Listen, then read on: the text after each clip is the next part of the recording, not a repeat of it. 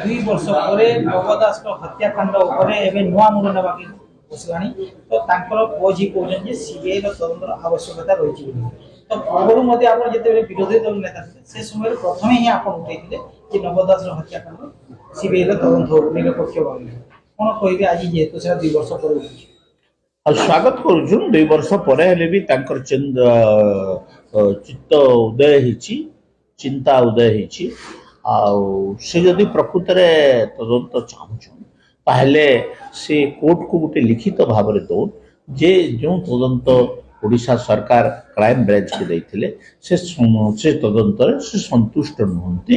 ଆଉ ଏହାର ଉପର ସଂସ୍ଥାକୁ ସନ୍ତୁଷ୍ଟ ତାଙ୍କୁ ତଦନ୍ତ ଭାର ଦିଆଯାଉ, ଯାହାଫଳରେ ସେ ସନ୍ତୁଷ୍ଟ ହେବେ।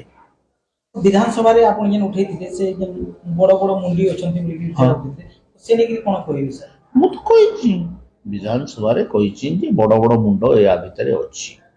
ମୁଁ ନାଁ ଧରିଥିଲି ବିଧାନସଭାରେ, ସେମାନଙ୍କର ନାଁ ଧରିଥିଲି। ଜଣେ IAS ଅଫିସର, ଜଣେ IPS ଅଫିସର, ଜଣେ ସେ ସମୟର MLA। ତ ଏ ନେଇକି ଏବେ 2 ବର୍ଷ ପରେ ଯେନ୍ ଉଠୁଛେ ତ ଏତେ ଦିନ ଯେନ୍ ଦବି ଯାଇଥିଲା ତାକେ ନେଇକି କାଣା କହିବା? ଦେଖୁন, ଗୋଟେ ତଦନ୍ତକାରୀ ସଂସ୍ଥା ଗୋଟେ ରିପୋର୍ଟଟେ ଦେଇସାରିଛି, କୋର୍ଟରେ ସବମିଟ୍ ହେଇସାରିଛି। ତ ତାକୁ ଯଦି ଆଉ ଗୋଟେ ସଂସ୍ଥାକୁ ସେମାନେ ଦବାର ଲାଗି ଚାହୁଁଛନ୍, ସେମାନେ କେହି ଗୋଟେ ତ ଇଣ୍ଟରଫେରେନ୍ସ କରବା।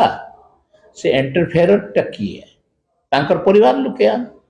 ତାଙ୍କର 3 ଜଣଙ୍କର ଭିତରୁ ନବ ଦାସଙ୍କର ମିସେସ୍ ହେଇପାରନ୍, ନବ ଦାସଙ୍କ ଝିଅ ହେଇପାରନ୍, ନବ ଦାସଙ୍କର ପୁଅ ହେଇପାରନ୍। এই 3 ଜଣ ଭିତରୁ କେହି ବି ଜଣେ ଲେଖିକରି ଦଉ ଯେ ନବ ଦାସଙ୍କର ହତ୍ୟାକାଣ୍ଡରେ ଯେନ୍ ତଦନ୍ତକାରୀ ସଂସ୍ଥା ତଦନ୍ତ କରିଥିଲା ସେ ତଦନ୍ତ ଉପରେ ସେମାନେ ସନ୍ତୁଷ୍ଟ ନୁହଁ। ସେତିକି ଯଦି ଲେଖିଦେବେ ତ ଆମେ ମାଡ଼ି ବସୁ ସିବିଆଇ ତଦନ୍ତ କରବାର।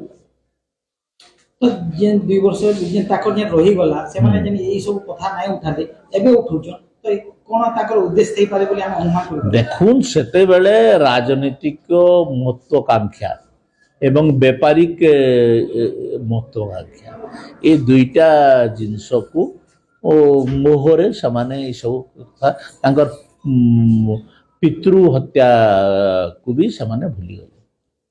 ଯଦି ସେମାନେ ଆଗାମୀ ଦିନରେ ଲେଖିକରି ଦିଅନ୍ ତାହେଲେ ରାଜ୍ୟ ସରକାର ତାକୁ କେତେ ଦୂର ସହଯୋଗ କରିବେ ବୋଲି ଆମେ ପୁରା ସମ୍ପୂର୍ଣ୍ଣ ସହଯୋଗ କରିବେ। ମୁଁ ତ କହିଛି, ଏବେ ଗୋଟେ ଇଣ୍ଟରଭ୍ୟୁରେ କହିଥିଲି ଯେ ଯଦି ସେ ମୋର ପାଖକୁ ଆସନ୍ ବି ମୁଁ ତାଙ୍କୁ ଧରିକି ଯିମି, ମୁଖ୍ୟମନ୍ତ୍ରୀ ପାଖକୁ ଧରିକି ଯିମି।